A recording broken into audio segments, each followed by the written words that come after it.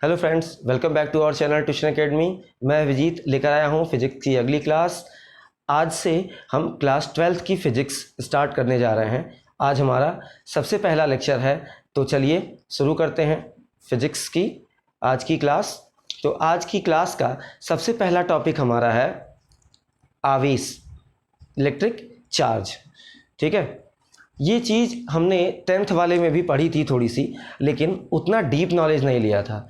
तो आज हम आवेश के बारे में थोड़ी डीप नॉलेज भी लेंगे, ताकि ये 12th के लेवल से है, इसलिए इसमें थोड़ी नॉलेज ज़्यादा लेनी पड़ेगी। ठीक है, तो चलिए शुरू करते हैं क्लास। तो पहला टॉपिक है आवेश। आवेश या विद्युत आवेश, जिसको हम इंग्लिश में इलेक्ट्रिक चार्ज भी कहते हैं।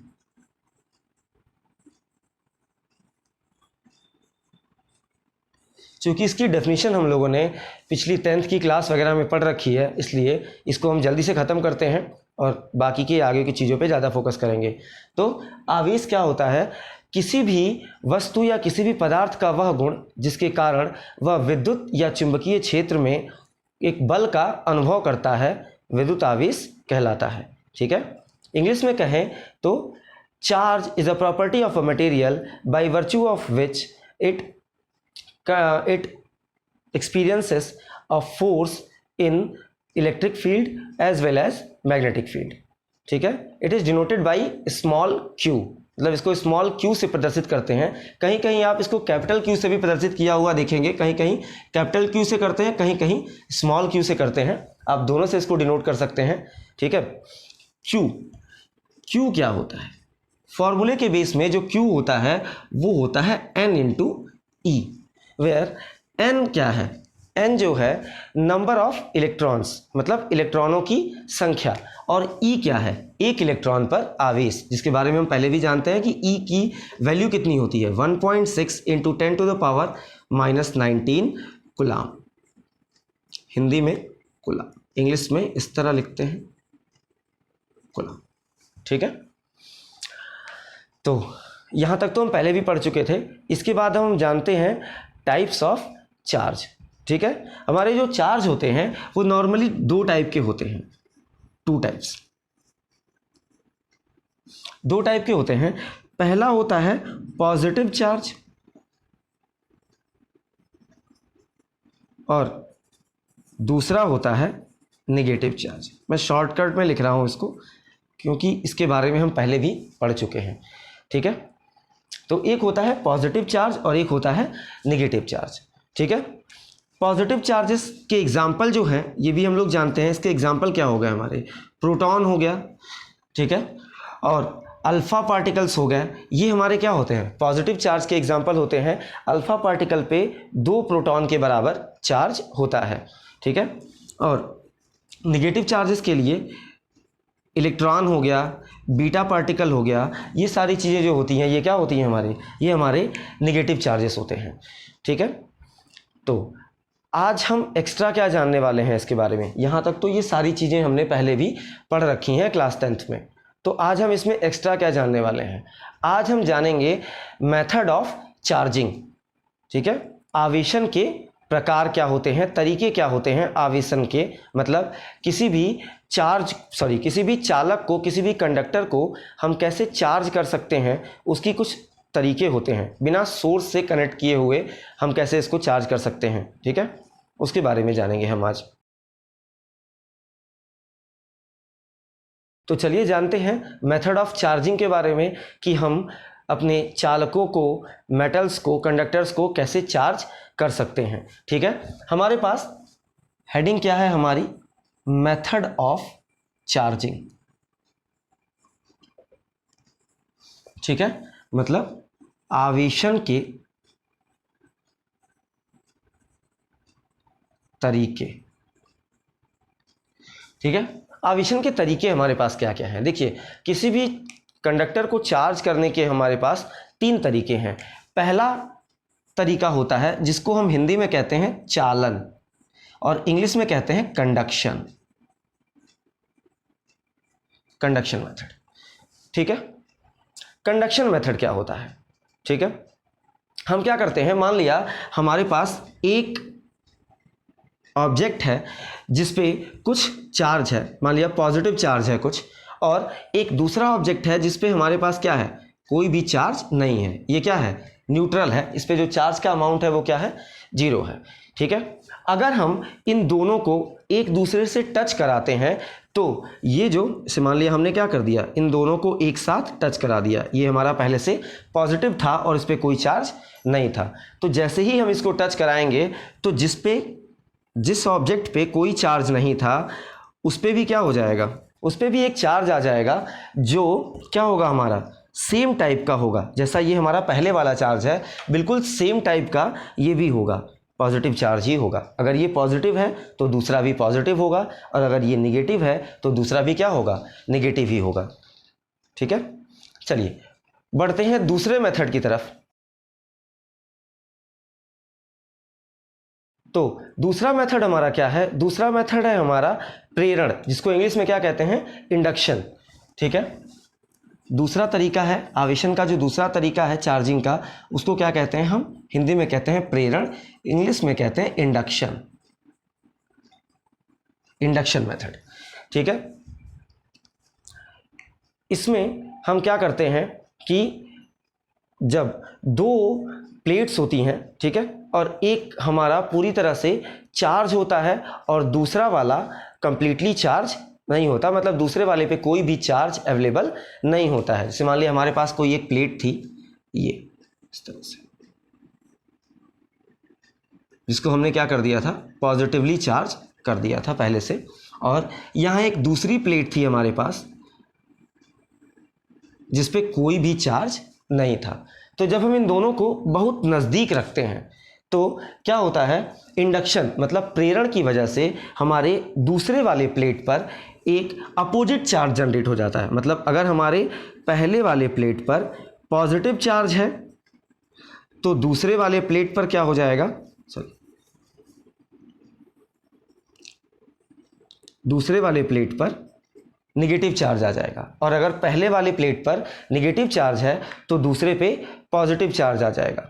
ठीक है, तो पहले मेथड में और दूसरे मेथड में डिफरेंस क्या है, पहले मेथड में और दूसरे मेथड में डिफरेंस ये है कि फर्स्ट मेथड में हम दोनों ऑब्जेक्ट्स को एक दूसरे से टच कराते थे बिल्कुल, ठीक है, और यहाँ पर हम इनको टच नहीं कराते हैं, बिल्कुल क्लोज ले आते हैं, एक दूसरे के बहुत नज़दीक ले आते हैं, लेकिन टच नहीं कराते हैं। ठीक है, तो यहाँ पे क्या होता है, इंडक्शन होता है, और वहाँ क्या होता था, दूसरे वाले प्लेट पे जिस पे कोई चार्ज नहीं था उस पे क्या होता था, सेम टाइप का चार्ज आता था। अगर पहला हमारा प्लेट पॉजिटिव है तो दूसरा वाला भी क्या होता था, पॉजिटिव होता था, पहला नेगेटिव है तो दूसरा भी क्या आता था, नेगेटिव हो जाता था। लेकिन यहाँ पे क्या होता है कि अगर हम इसको टच नहीं कराते हैं तो अगर पहला प्लेट पॉजिटिव है तो दूसरा क्या हो जाता है, नेगेटिव हो जाता है, मतलब अपोजिट चार्ज आ जाता है उस पर, और अगर पहला नेगेटिव है तो दूसरा क्या आ जाएगा, पॉजिटिव चार्ज आ जाएगा। ठीक है,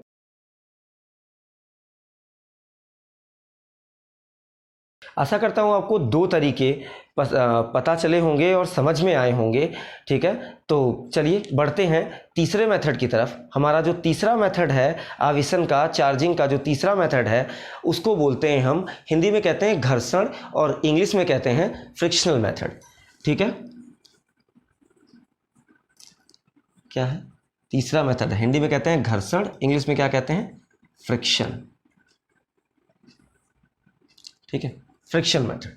अब ये फ्रिक्शन मेथड क्या होता है, ठीक है, तो देखिए चलते हैं हम लोग आगे की तरफ, क्या करते हैं, फ्रिक्शन मेथड के बारे में जानते हैं। फ्रिक्शन मेथड में क्या होता है, जैसे मान लीजिए कई बार हम लोग देखते हैं कि जब अपने हाथों को ऐसे रगड़ते हैं तो क्या होता है, हाथ गर्म हो जाता है।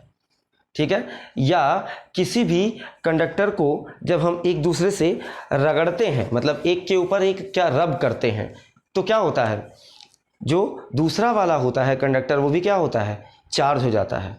ठीक है, इसमें इलेक्ट्रॉन्स का ट्रांसफ़र होता है। मीन्स जैसे मान लिया हमारे पास क्या है, एक कंडक्टर है, एक ये कंडक्टर है और एक इधर कंडक्टर, दो कंडक्टर है। इन दोनों कंडक्टर्स को हम क्या कर रहे हैं, एक साथ रब कर रहे हैं, मतलब एक दूसरे पे रगड़ रहे हैं। तो रगड़ने से क्या होता है, इलेक्ट्रॉन का ट्रांसफ़र हो जाता है, और इलेक्ट्रॉन ट्रांसफ़र होने की वजह से यहाँ क्या होता है, जो दूसरा वाला जो है हमारा कंडक्टर जिस पे कोई चार्ज नहीं है वो क्या होता है, वो भी चार्ज हो जाता है। ठीक है, इसका सबसे अच्छा एग्जाम्पल हम देख सकते हैं, जैसे बचपन में हम लोगों ने कई बार हम लोग क्या करते हैं, जो कॉम्ब होता है, कंघी जो होती है, उसको बालों पर ऐसे रगड़ के और हम क्या करते हैं, कागज़ को चिपकाने लगते हैं। कागज़ के छोटे छोटे टुकड़ों को हम रख के ऐसे चिपकाना शुरू कर देते हैं। वो क्यों होता है? इसी तरह से होता है। मैंने ये फैक्ट, ये चीज़ आपको पहले भी वीडियोज़ में बता रखी है कि ये क्यों होता है। ठीक है,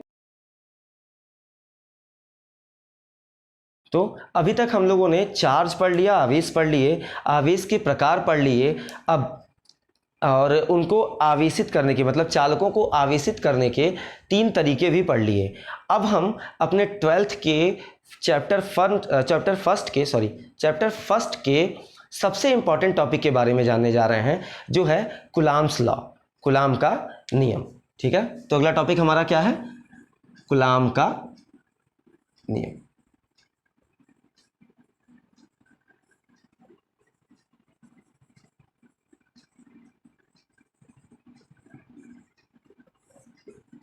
ठीक है, तो कुलाम का नियम है क्या, पहले जान लेते हैं इसके बारे में।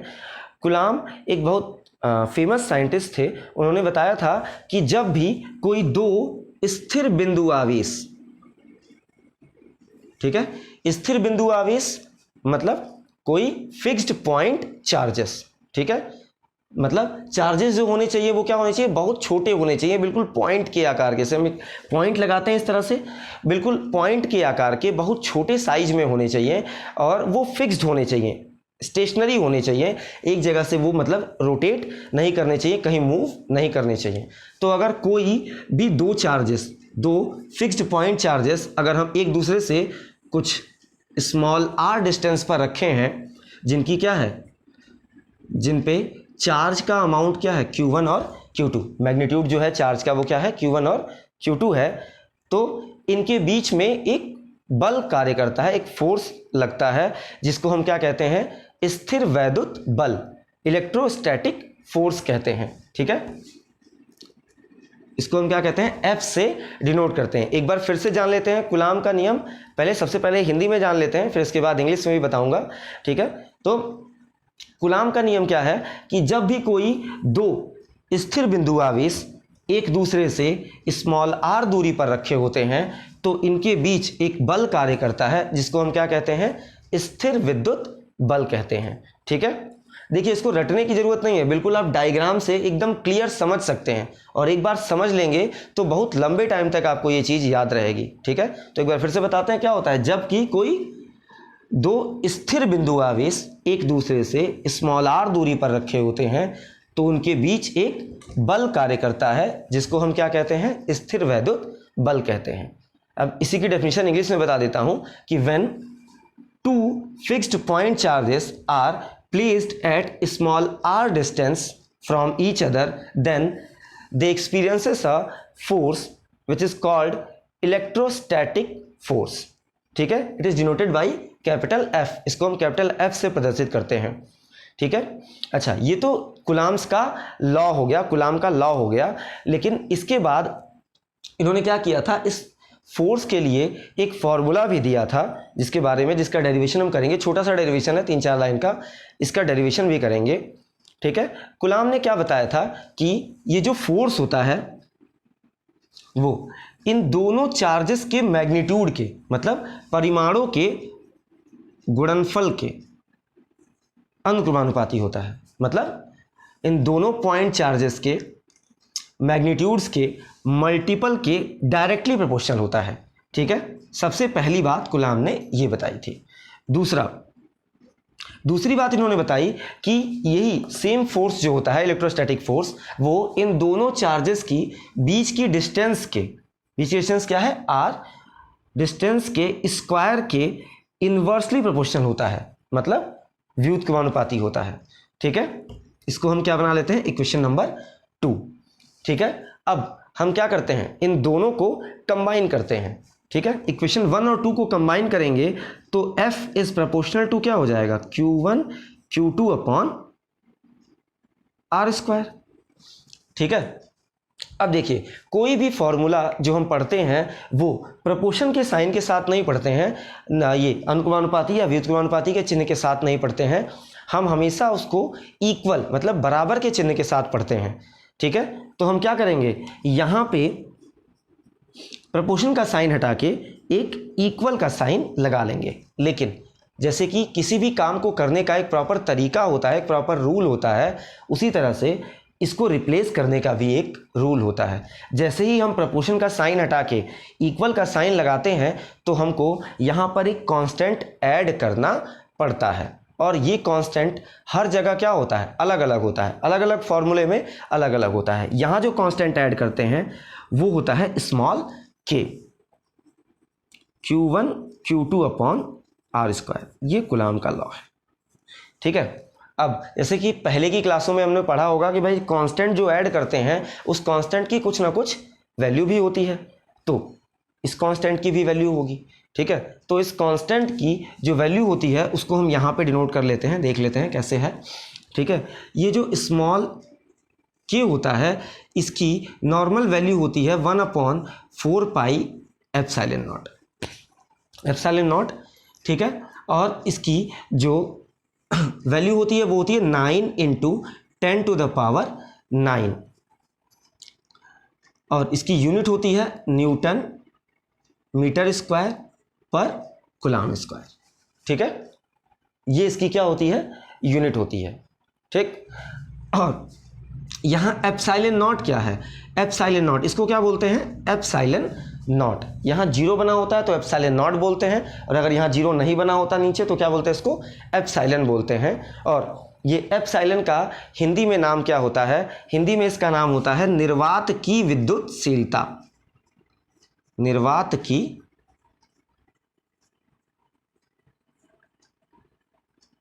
विद्युतशीलता।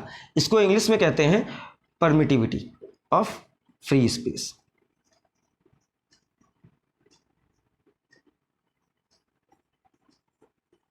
Permittivity of free space. ठीक है, इसकी भी एक वैल्यू होती है, एप्सिलॉन नॉट की वैल्यू होती है 8.85 × 10⁻⁻11 कूलाम स्क्वायर पर न्यूटन मीटर स्क्वायर।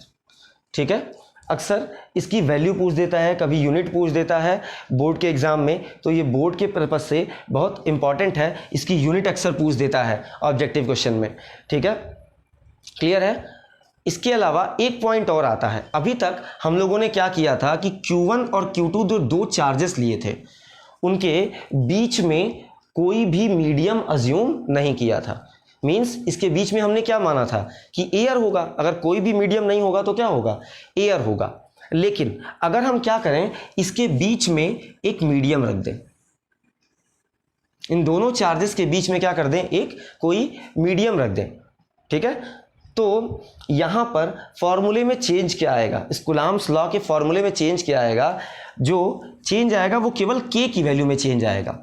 ठीक है, k की वैल्यू में जो चेंज आएगा वो आएगा 1/4 पाई एप्सिलॉन नॉट, और यहाँ पे एक कैपिटल K ऐड हो जाएगा।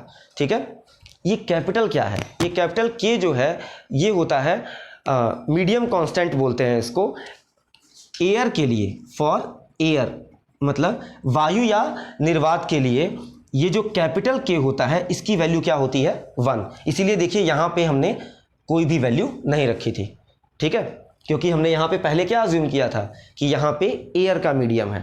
ठीक है, लेकिन अब जब हमने यहाँ पे कोई एक दूसरा मीडियम रख दिया तो यहाँ पे हमने कैपिटल K मतलब मीडियम कांस्टेंट को हमने इंट्रोड्यूस करा दिया, और इस और एयर के लिए इसकी वैल्यू कितनी होती है, 1, और बाकी मीडियम्स के लिए इसकी वैल्यू ऑलवेज मोर देन 1 होती है, ये 1 से कम नहीं हो सकती।